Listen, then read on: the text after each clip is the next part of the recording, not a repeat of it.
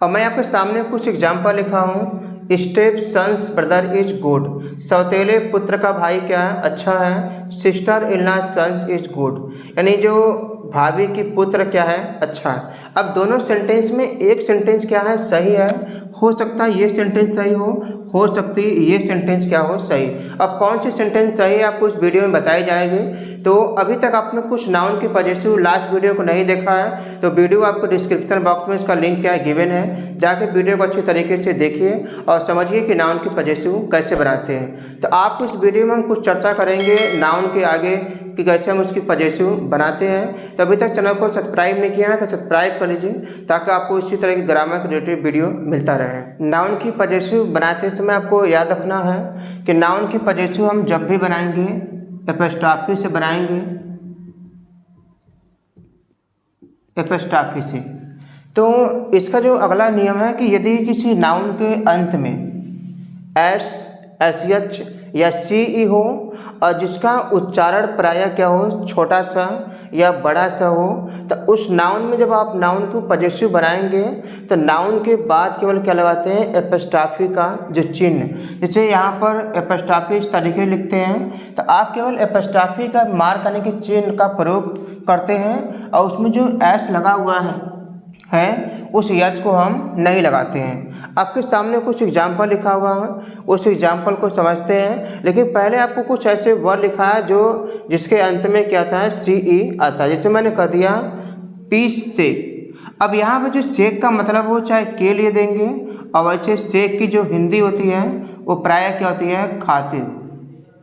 तो for piece सेक, तो यहाँ पर सी के बाद देखिए केवल एपोस्ट्रॉफी का चिन्ह लगा हुआ है लेकिन एस नहीं लगा है। ऐसे गुडनेस एस है तब भी नहीं लगेगा। कॉन्सेशियंस, ऐसे बहुत सारे वर्ड होते हैं तो आपको याद रखना। आपके सामने एग्जाम्पल लिखा हुआ है। मैंने कहा कि वह शांति के लिए वहाँ जाता है, इसका मतलब कि वह शांति की खातिर वहाँ जाता है। आप बनाएंगे इसको तो वह जाता नहीं कि सब्जेक्ट है और उसके बाद गो रखेंगे। वर्ब में आप लगाएंगे क्या, एस, क्योंकि वो टेंस प्रेजेंट इंडेफिनिट है तो ही गोज टू देयर। अब किस लिए जा रहा है, शांति के लिए, इसका मतलब क्या रखेंगे, फॉर। और शांति क्या होगा, पीस, तो इसको बनाएंगे एपोस्ट्रॉफी लगाकर तो क्या करेंगे, फॉर पीस सेक। तो अब देखो इसको पीस को लिखोगे यदि तो यहाँ पर जो इसके अंतिम उच्चारण है वो क्या रहा है, स। तो स होने पर आप उसमें यस का प्रयोग हम नहीं करेंगे। मैंने कहा कि वह अच्छाई के खातिर उसे सहायता करता है। सहायता कौन करता है, ही। हेल्प में सहायता करना, हेल्प्स। और किससे सहायता करता है, उसे। और किसके खातिर, अच्छाई के खातिर, तो यहाँ पर फॉर लगाएंगे। उसके बाद जो गुडनेस है आपकी नाउन है, गुडनेस। अब इसके बाद क्या लगाएंगे, एपोस्ट्रॉफी का प्रयोग। तो आपको याद रखना कि एपोस्ट्रॉफी से जो पहले नाउन आ रहा है उस नाउन में एस लगा है और जिसकी उच्चारण क्या है, स या बड़ा सा हो। तो इसके बाद जो एपोस्ट्रॉफी आएगा केवल कामा लगाएंगे, उसमें आप एस का प्रयोग नहीं करेंगे और खातिर की हिंदी क्या रखेंगे, इंग्लिश से, इस तरीके से। और मैंने आपको अगला एग्जाम्पल दिया, मैंने कहा कि महेश का कलम नीला है। तो यहाँ पर नीला क्या है, महेश का कलम। तो महेश एक जीवित प्राणी है तो महेश। अब का के वजह क्या रखेंगे, यहाँ पर एपोस्ट्रॉफी लगाएंगे। तो आपको याद रखना कि एपोस्ट्रॉफी से जो पहले नाउन आया है महेश के अंत में क्या है, ऐसी अच्छा, और जिसकी उच्चारण क्या है, बड़ा सा है। तो बड़ा सा होने पर भी नाउन के बाद केवल क्या लगाएंगे, एपोस्ट्रॉफी की कामा लगाएंगे। उसके बाद पेन। और मैंने आपको लास्ट वीडियो में बताया था कि वचन का निर्धारण हमेशा एपोस्ट्रॉफी के बाद जो नाउन आएगा, यानी इसके बाद जो पेन है उस पेन के हिसाब से क्या लगाएंगे, इज। और ब्लूम इसका आती है नीला, इस तरीके से। मैंने कहा कि सुरेश का भाई उसे बुलाता है। कौन बुलाता है, सुरेश का भाई। तो सुरेश। अब सुरेश के बाद में क्या है, का है, तो यहाँ क्या लगाएंगे, एपोस्ट्रॉफी। इसके एपोस्ट्रॉफी के पहले नाउन के अंत में क्या आया है, एच है। तो आप क्या करेंगे, केवल कामा लगाएंगे। उसके बाद ब्रदर। अब यहाँ पे ब्रदर एक वचन है, इसलिए वर्ब में क्या लगाएंगे, एस, उसके बाद हिम। आपके सामने अगला एग्जाम्पल दिया है कि वह अपनी विवेक के खातिर बोलता है, यानी अपनी अंतरात्मा के खातिर बोलता है। तो ही स्पीक मीन्स बोलना होता है, किसके खातिर, अपने विवेक। तो अपना के अंग्रेजी सब्जेक्ट के अकॉर्डिंग क्या करेंगे, हीज, और विवेक का क्या लिखेंगे, फॉर कॉन्शियस सेक। तो फॉर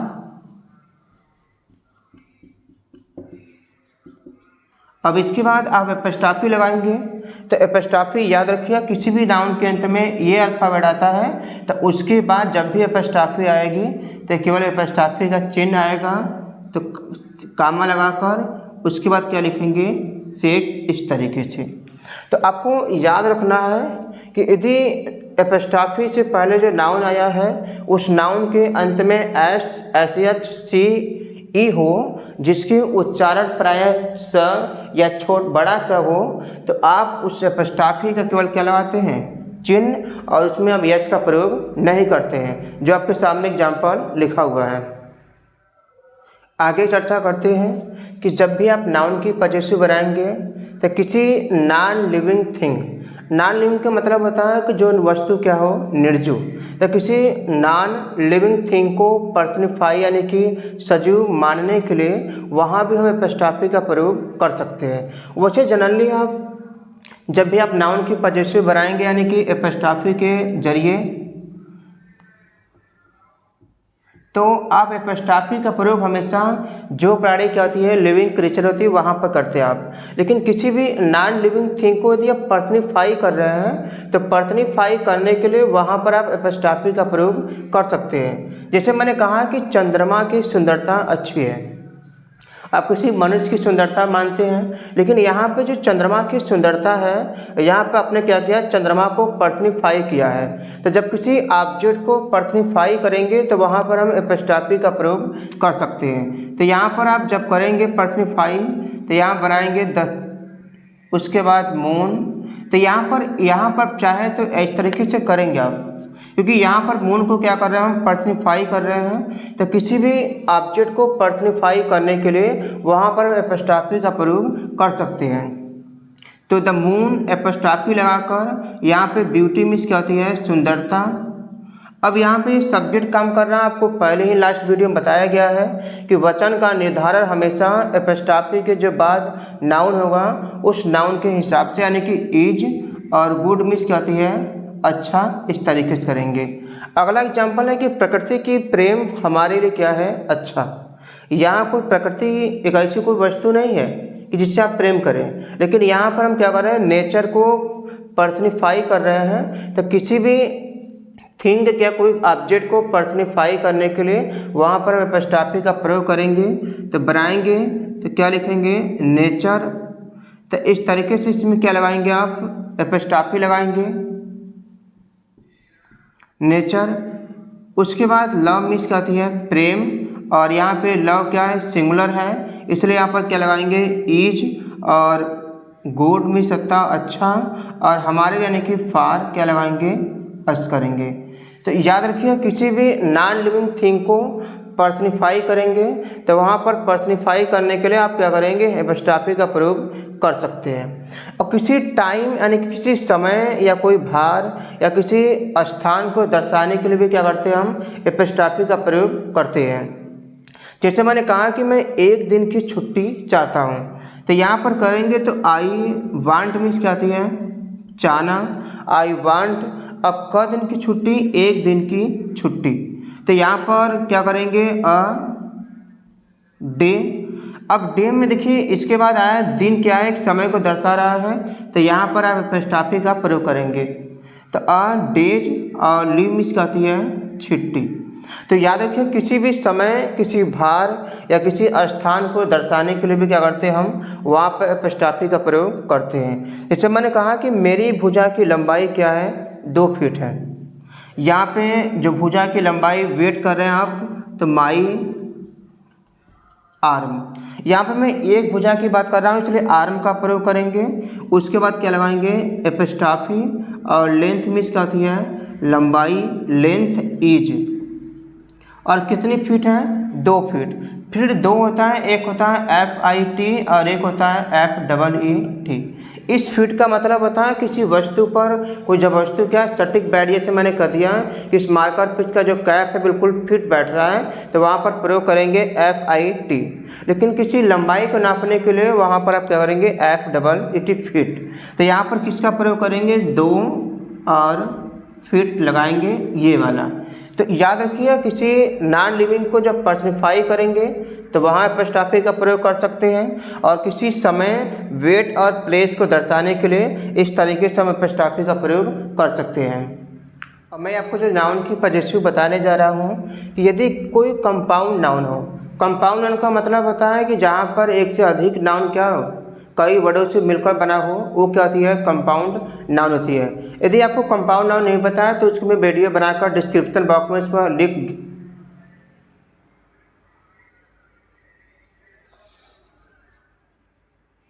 अब मैं आपको बताने जा रहा हूँ कि यदि कंपाउंड नाउन आ जाए तो कंपाउंड नाउन की पॉजेसिव कैसे बनाते हैं। तो कंपाउंड नाउन यदि आपको पता नहीं है तो इसकी वीडियो की लिंक क्या डिस्क्रिप्शन बॉक्स में गया है, जाकर करिए आप इस वीडियो को अच्छी तरीके से बात करिए।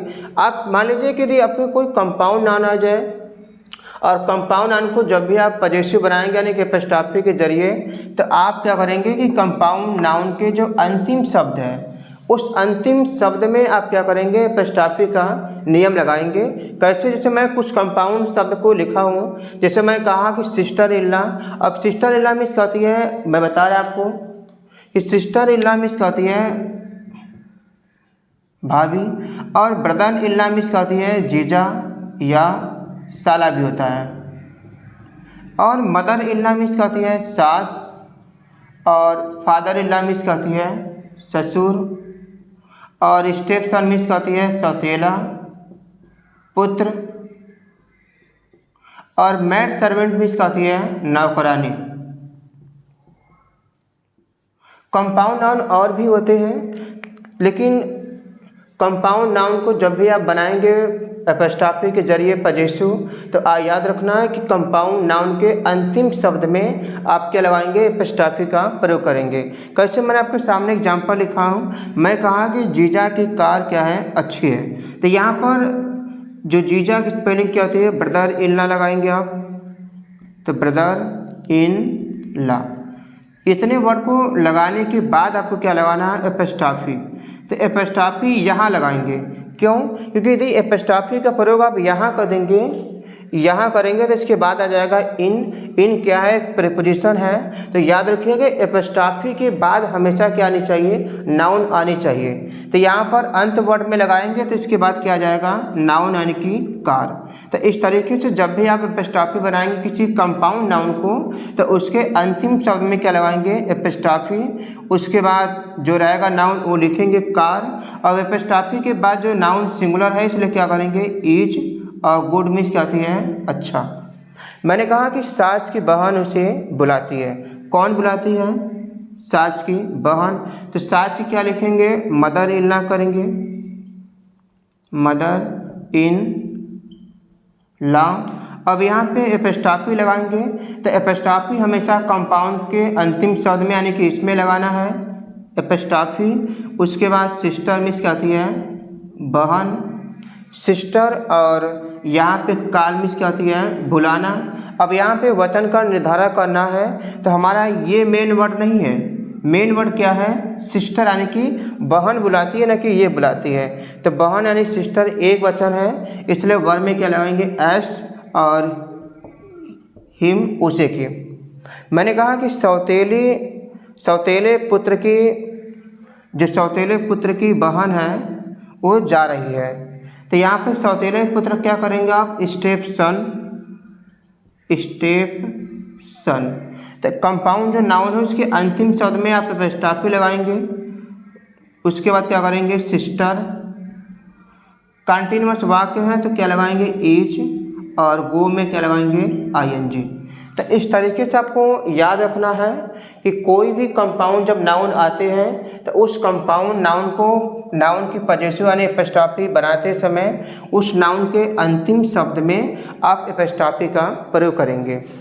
अब मैं आपके सामने लिखा हूँ कि हम कभी भी एक वाक्य में डबल एपस्ट्रॉफी का प्रयोग एक साथ नहीं कर सकते हैं। ये डबल एपस्ट्रॉफी का प्रयोग एक साथ नहीं होता है। कैसे? आपके सामने लिखा, मैं कहा कि राम के भाई का कलम क्या है, मैं कहा कि यहाँ पर नीला है। क्या है? नीला। तो राम के भाई का कलम नीला है, न कि राम और न कि भाई, बल्कि इसकी कलम नीला है। तो यहाँ पर डबल एपस्ट्रॉफी आ गया है। तो याद रखिएगा कि एक वाक्य में आप डबल एपस्ट्रॉफी का प्रयोग नहीं कर सकते हैं। और नीचे लिखा है कि डबल एपस्ट्रॉफी होने पर जब किसी वाक्य में एक साथ डबल या दो से अधिक एपस्ट्रॉफी आएगा तो आप पहले क्या करेंगे, आपके नियम से बनाएंगे और उसके बाद एपस्ट्रॉफी का प्रयोग करते हैं। जैसे मैंने यहाँ पर लिखा हूँ राम के भाई का कलम। अब यदि दोनों वाक्य को मैं अलग अलग करूँगा तो मैं ऐसे लिख सकता हूँ कि राम का भाई और भाई का कलम।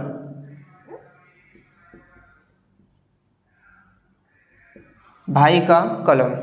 यदि आप इसको बनाएंगे एपस्ट्रॉफी से तो क्या करेंगे, राम्स ब्रदर।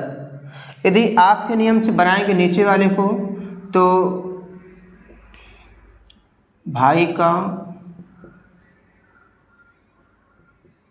कलम। तो यहाँ पर का के अंग्रेजी में क्या लगाएंगे आप, जो कि मैं आपको लास्ट वीडियो में बताया था कि जहाँ जो आपके यानी का के बाद का शब्द होता है उसको आप से कहाँ रखोगे, पहले। द पेन आप, और जो का के पहला शब्द है उसको आपकी कहाँ ले जाएंगे, बाद। इस तरीके से। तो अब यदि इसी सेंटेंस को थोड़ा सा यहाँ लिखेंगे तो आपको याद रखना है कि जब हम आप का प्रयोग करेंगे तो जो सबसे लास्ट में नाउन दिया हुआ है उसको हम क्या करेंगे, सबसे पहले करेंगे। तो अब इस सेंटेंस में देखिए, राम के भाई के कलम जो लिखा हुआ है उसका जो अंतिम नाउन कौन है, पेन। तो उससे क्या करेंगे, सबसे आप पहले लाएंगे द, और क्या करेंगे, पेन, और का के अंग्रेजी क्या रखिए, आप। क्योंकि भाई का जो कलम है जो सबसे लास्ट में नाउन है उसको सबसे पहले करिए और का के अंग्रेजी क्या करिए, आप। इतनी लिखने के बाद इतना आपने क्या किया, बना दिया है। अब बनाएंगे राम का भाई या राम के भाई। तो राम के भाई के जो अंग्रेजी आपने लिखा है कि राम से क्या करेंगे, ब्रदर, राम से ब्रदर।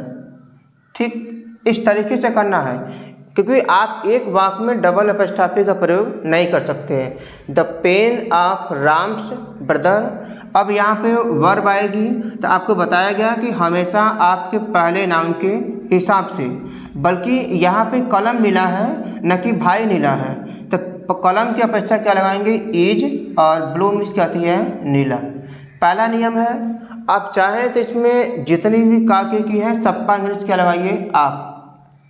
आपका नियम लगाते समय याद रखने की कि जो सबसे लास्ट में दिया है नाउन उसका सबसे पहले करेंगे द पेन, उसके बाद क्या करेंगे, आप, उसके बाद ब्रदर,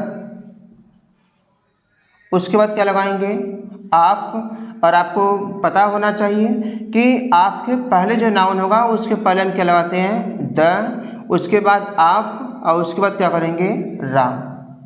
ठीक, आपका नियम लगाते समय आप सबसे जो लास्ट में नाउन दिया उसको सबसे पहले करिए, उसके बाद का के अंग्रेजी आप, ब्रदर, उसके बाद के अंग्रेजी आप, उसके बाद राम, उसके बाद क्या लगाएंगे, इज, ब्लू। इस तरीके से करेंगे। लेकिन आप चाहते हो कि अच्छा हम इसको ऐसे बना दें, राम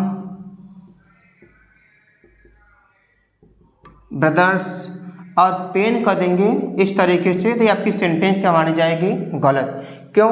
क्योंकि एक वाक्य में हम डबल एपस्ट्रॉफी का प्रयोग एक साथ नहीं कर सकते हैं। तो आप चाहें तो ऐसे भी बना सकते हैं, चाहे तो ऐसे भी। मैंने कहा कि सीता की माँ की जो गाय है वो क्या है, लाल है। तो यहाँ पर डबल एपस्ट्रॉफी आया है तो पहले हम किसी को प्रयोग करेंगे, सबसे पहले आप का प्रयोग। और आप का प्रयोग करने के लिए जो सबसे लास्ट में नाउन दिया उसको सबसे पहले करेंगे द काऊ, उसके बाद क्या करेंगे आप। अब इतना लिखने के बाद बना दीजिए कि सीता की माँ। सीता की माँ को एपस्ट्रॉफी बनाएंगे तो ऐसे लिखेंगे सीता एपस्ट्रॉफी और क्या करेंगे मदर। मदर करने के बाद याद रखना है कि आप ऐसे बनाइए, या आप चाहते हैं कि दोनों आपका नियम लगाएं तो क्या करेंगे द काऊ, उसके बाद आप रखिए, उसके बाद द मदर, उसके बाद क्या लगाएंगे आप। जो सबसे पहले नाउन दिया है आपका नियम प्रयोग करते समय उसको सबसे लास्ट में ले जाएंगे सीता। अब यहाँ पे सीता की माँ की जो गाय लाल है, बल्कि माँ और सीता लाल नहीं है, यहाँ पे गाय लाल है, इसलिए क्या लगाएंगे इज, और रेड मिस क्या करेंगे लाल। इस तरीके से यहाँ भी करेंगे। तो आपके नीचे एग्जाम्पल और लिखा है कि रोहन के भाई का दोस्त क्या है स्कूल जा रहा है। अब इसका जो सेंटेंस का सही जो ट्रांसलेशन होगा उसके जवाब क्या करना आपको कमेंट सेक्शन में इसका लिखना है। तो आई होप दैट कि वीडियो आपको अच्छी तरीके से समझ में आया होगा। यदि वीडियो अच्छी तरीके से समझ में आया है तो वीडियो को लाइक कर लीजिए और चैनल को सब्सक्राइब कर लीजिए ताकि आपको इसी तरह ग्रामर रिलेटेड वीडियो मिलता रहे। Thank you so much.